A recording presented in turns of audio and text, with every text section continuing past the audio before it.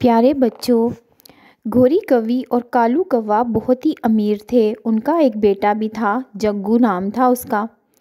وہ دونوں بہت ہی مغرور تھے، اپنی دولت کا بڑا گھمنڈ تھا ان کو۔ وہ کسی کو کچھ بھی نہیں سمجھتے تھے، لیکن جگو بہت ہی معصوم تھا، اس کو ایسی باتوں کی سمجھ نہیں آتی تھی۔ کوا بہت ہی بڑا کاروبار کرتا تھا، جس سے اسے بہت منافع ہوتا تھا۔ بہت پیارا گھر تھا۔ گوری کے پاس بہت سارے زیور تھے اور وہ ہر وقت زیوروں میں لدی رہتی تھی، اسی وجہ سے وہ بہت مغرور تھی۔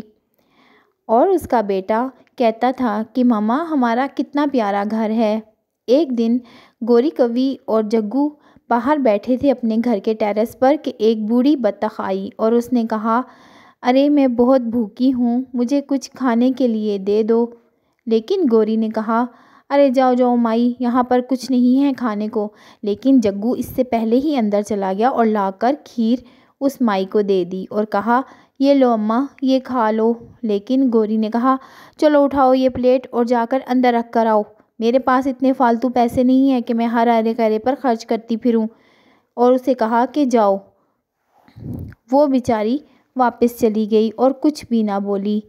گوری نے کہا، آتے ہیں بڑے، ہمارے پاس اتنے فالتو پیسے نہیں ہیں کہ ہم ہر کسی کے آگے خرچ کرتے رہیں، ہم اپنے آپ پر لگا لیں، یہی بہت ہے، یہ پیسے ہم دوسروں کے لیے تھوڑے ہی کماتے ہیں۔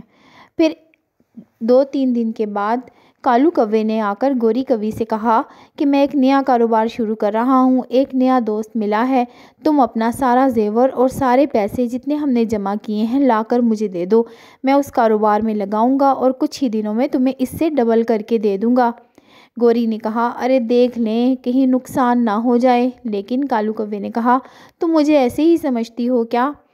پھر گوری کوی نے اپنا سارا زیور اور جو پیسہ ان کے پاس جمع تھا وہ لا کر کالو کوے کو دے دیا اور کہا کہ یہ لو، یہ لے جاؤ اور جا کر کاروبار میں لگاؤ، لیکن یاد رکھنا منافع جلد ملنا چاہیے۔ لیکن کچھ دنوں کے بعد کیا ہوا کہ وہ کالو کوے کا دوست جس کے ساتھ اس نے کاروبار شروع کیا تھا، اس کا سارا پیسہ اور زیور لے کر بھاگ گیا اور الزام لگ گیا چوری کا کالو کوے کے اوپر۔ اور کالو کوے نے آ کے گوری کوی سے کہا کہ جلدی کرو، جو کچھ ہاتھ لگتا ہے سامان لے کر نکلو، کیونکہ پولیس میرے پیچھے ہے اور وہ ہمیں پکڑ لے گی اور میں کبھی بھی جیل سے باہر نہیں آؤں گا۔ گوری نے کہا کہ کیوں، کیا ہو گیا ہے؟ تو اس نے کہا کہ میرا دوست فراڈ کرتا تھا، ساروں کے پیسے لے کر بھاگا ہے، میں اس کے ساتھ تھا اس لیے میرا نام بھی آ گیا۔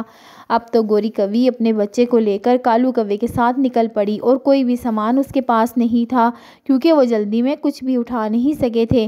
جنگل گھومنے کے بعد جگو نے کہا کہ ماما مجھے تو بہت بھوک لگی ہے۔ گوری کوی نے کہا، ارے بیٹا میرے پاس تو کچھ بھی کھانے کو نہیں ہے اور ہم کہاں سوئیں گے، اب تو رات بھی ہو گئی ہے۔ اتنے میں وہی بوڑھی بطخ جو ان سے کھانا مانگنے آئی تھی وہ آتی ہے اور کہتی ہے کہ ارے میرے بچوں، آؤ میرے ساتھ، میں تمہیں کھانا بھی دوں گی اور رہنے کے لیے چھت بھی دوں گی۔ کالو کوے اور گوری کوی نے اس بطخ کو دیکھا تو حیران ہوئے۔ جگو نے کہا، ارے یہ تو وہی اماں ہے نا جن کو ہم نے بھگا دیا تھا۔ پھر وہ لے کر ان کو اپنے گھر آئی اور کہا کہ یہ دیکھو، یہ میرا گھر ہے۔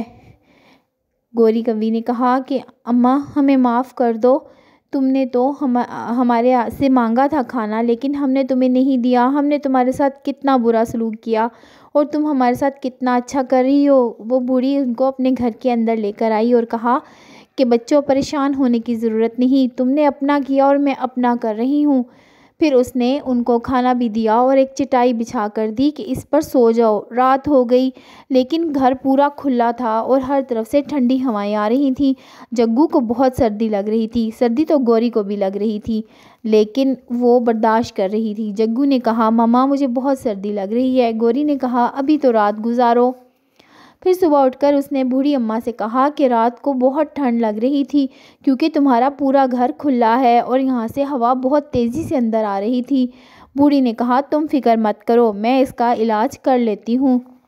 پھر بوڑھی نے باہر آ کر کہا، اب دیکھو میں کیا کرتی ہوں، اور اس نے گوبر اٹھا کر سارے ان سوراخوں میں بھر دیے جہاں سے ہوا اندر آ رہی تھی، ہر طرف اس نے گوبر لگا دیے۔